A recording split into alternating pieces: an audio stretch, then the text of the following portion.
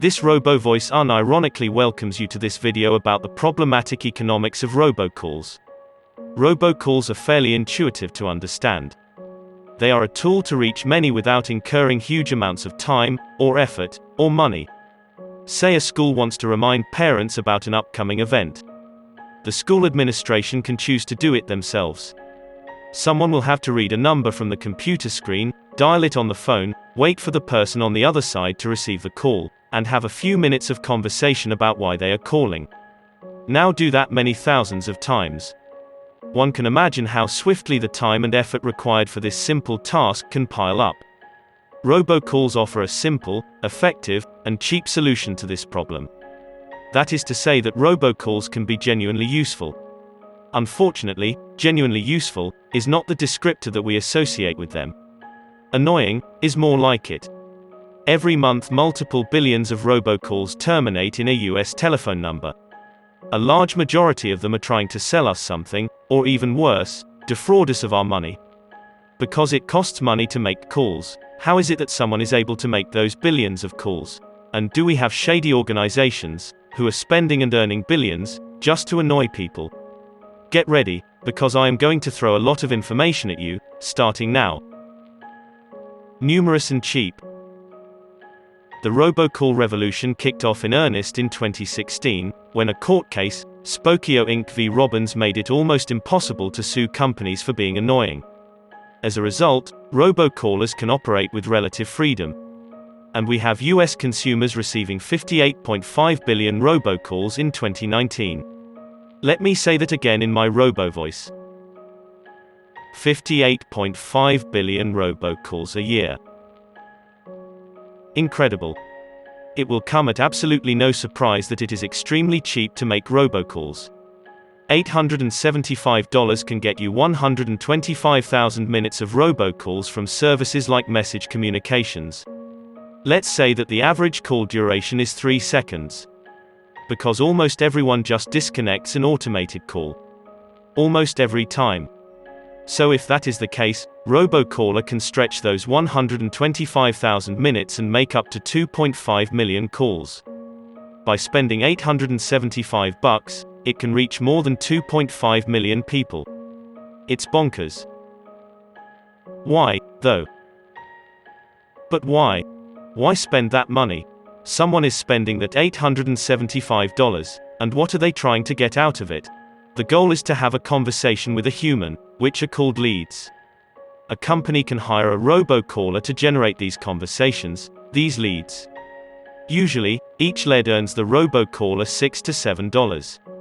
Even if a tiny fraction, say 1 out of 10,000, take the recorded phone message seriously, and agree to speak with a human being on the other side, it can lead to substantial profits. For the robocaller, the math works out really well. A 1 out of 10,000 hit conversion rate will generate $1,750 revenue. So by spending $875, a robocaller can earn $1,750. They have doubled their money, which is good business. And usually, since these are small operations, numbers like these are meaningful for them. But who is paying those $6 to $7 to the robocallers? The worst experiences for US consumers come from the calls that generate abroad, and which have the intention to defraud. They hunt for the vulnerable, and scam them out of their money. For example, the Wall Street Journal reported on the case of a caller impersonating an FBI agent who persuaded Nina Bellies to drain close to $340,000 from her bank accounts. Reading about their stories is really disheartening. According to estimates from the FTC, US consumers were bilked out of at least $38 million in 2019. Other than that, the FCC estimates that eliminating the scourge of illegal robocalls would provide a public benefit of $3 billion annually. These are big numbers, because robocalls have become a substantial issue. Wait, there's more. Robocallers and scammers are not the only ones who are making money here. Phone companies are making a good buck too. For example, Nick Palumbo, through a telecom operation, which was run out of his home in Paradise Valley, Arizona, accumulated more than $3 million. His operation routed hundreds of millions of calls, collecting roughly $0.0024 a minute. The Wall Street Journal, reporting on the matter, writes, "More government imposter robocalls were traced to Mr. Palumbo's carriers than any other phone company for much of 2019 and the early months of 2020. His operation was shut down when on March 24 a federal judge temporarily barred Mr. Palumbo's phone operations from carrying any more calls in the US following a civil lawsuit from the Justice Department. But that can't be the end of the story for robocalls, because there are dozens and dozens of small telecom carriers operating in the US. Their business is routing phone calls in bulk in one part of the network to another, and charging a fraction of a cent each time. It is wrong to assume that all of them are helping fraudulent robocallers. Some of them might be legitimate businesses, helping to bring down the cost of phone calls. Simply shutting down these call routing businesses may not be the solution. What is the solution? Robocalls have been variously compared to a virus, or even money laundering. Which is to say that they are really hard to effectively stop. The FTC has a page on their website talking about the various steps that US consumers can take when faced with the problems of robocalls.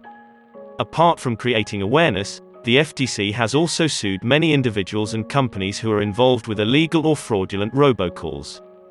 The FCC too have issued hundreds of millions of dollars in fines for violations of its Truth in Caller ID rules, while clarifying and expanding rules and regulations. The DOJ has also got in the act, where they announced multiple guilty pleas in a $300 million telemarketing fraud. This feels like a game of whack-a-mole, only not so enjoyable, and can go on for quite a while. So that's it for this video. Please give a like if you enjoyed it. And consider subscribing, as that helps out the channel a lot. Thank you, and I'll see you in the next one.